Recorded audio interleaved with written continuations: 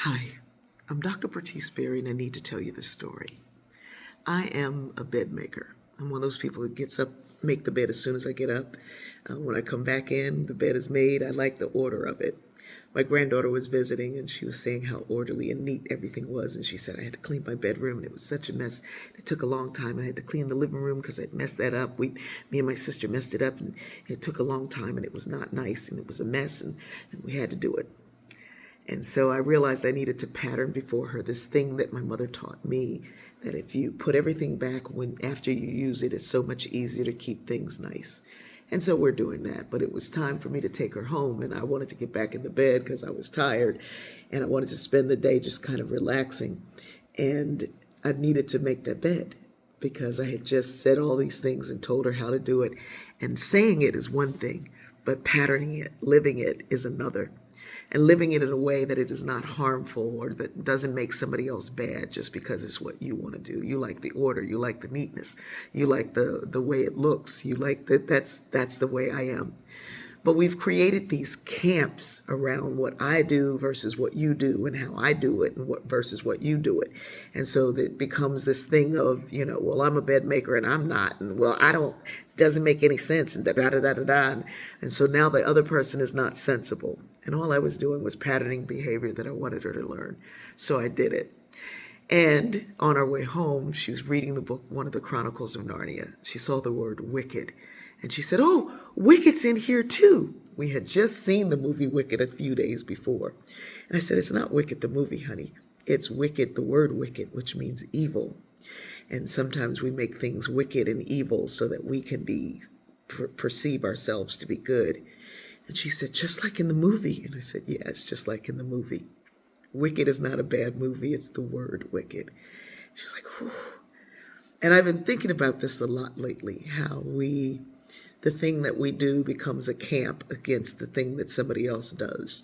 And my making my bed a certain way does not affect the way you don't make your bed, especially since I don't have to sleep in your bed. I almost said your little nasty bed. Because that's what we do. We have to make somebody else's stuff less than ours so that we have the opportunity to say that we're right. When really, all I need to do is catch myself doing that and go in and look at that shadow and find out why that shadow is there and release that shadow. Because I don't need to be good on the backs of somebody else's not making their bed. All these camps that we're forming have become camps not just of bed making, of how we live our life within our own house. It's how we decide that somebody else doesn't get to live their life in their house. And this camp of acceptance and diversity and belonging versus a camp of no, it's this way or no way. This is the way, that's the right way. And there's a right way to do it and a wrong way to do it. And gay is wrong and inclusion is wrong and diversity is wrong and belonging is wrong. And there's only so many people who get to be right. And you can take anything and create camps that are so exclusive that even you won't get to sleep in your own bed.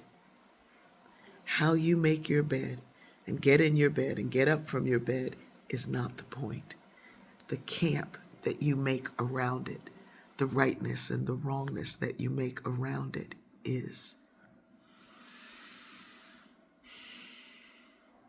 My granddaughter left here learning some things and seeing some things and doing some things, but that's part of my role. It is not my role to make her parents wrong because they don't make their bed when they get up from it.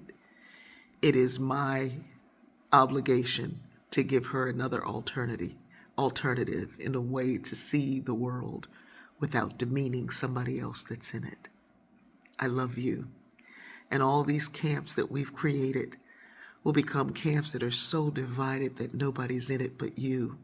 And maybe, just maybe, our loneliness is the isolation of the camps. And maybe the answer is coming together. I love you. I didn't make my bed.